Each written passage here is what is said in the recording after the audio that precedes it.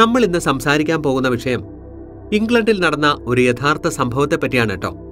സംഭവം നടന്നത് 1903-ലാണ്. അവിടുത്തെ ഗവേഷകർക്ക് ആയിടയ്ക്ക് ഒരു ഫോസിൽ കിട്ടി.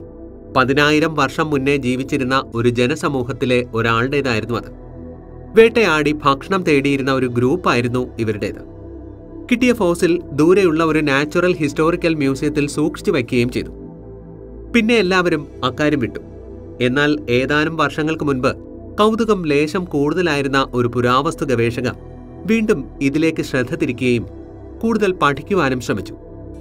കൗതുകം തോന്നിയ അവർ ഫോസിലിൽ നിന്നും കിട്ടിയ പല്ലിലെ ജൈവാവശിഷ്ടം ജിനോം സീക്വൻസിംഗ് ചെയ്തു നോക്കുവാനയച്ചു.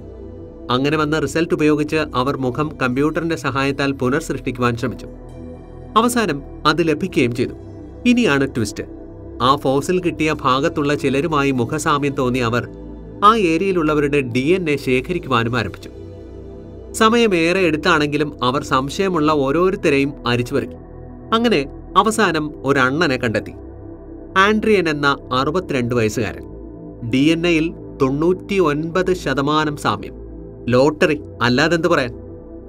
അതായത് ആ കിട്ടിയ ഫോസിൽ മനുഷ്യന്റെ അമ്മയും ആൻഡ്രിയന്റെ അമ്മയും ഒരേ പരമ്പരയിൽ എന്നാൽ വ്യത്യസ്ത തലമുറയിൽപ്പെട്ട സ്ത്രീകളായിരുന്നു.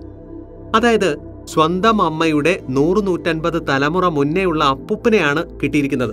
അതും താമസിക്കുന്ന വീടിന്റെ വെറും 2 കിലോമീറ്റർ അകലെ വെച്ചും. വിവരമറിഞ്ഞ പ്രൊഫസർ കൂടിയായ ആൻഡ്രിയൻ സന്തോഷത്തോടെ പ്രതികരിച്ചത് ഇങ്ങനെ: ജീവിതത്തിനിപ്പോൾ കൂടുതൽ അർത്ഥം തോന്നുന്നു. വിറ്റാമിൻ ഡിയുടെ ലഭ്യതയിൽ വന്ന മാറ്റം കാരണം ത്വക്കിന് ലേശം കളർ ചേഞ്ച് വന്നതൊഴിച്ചാൽ മൂക്കും നീലഛായയുള്ള കൃഷ്ണമണികളും സാമ്യമുള്ളതായി കണ്ടപ്പോൾ ഏറെ സന്തോഷം തോന്നിയെന്ന്.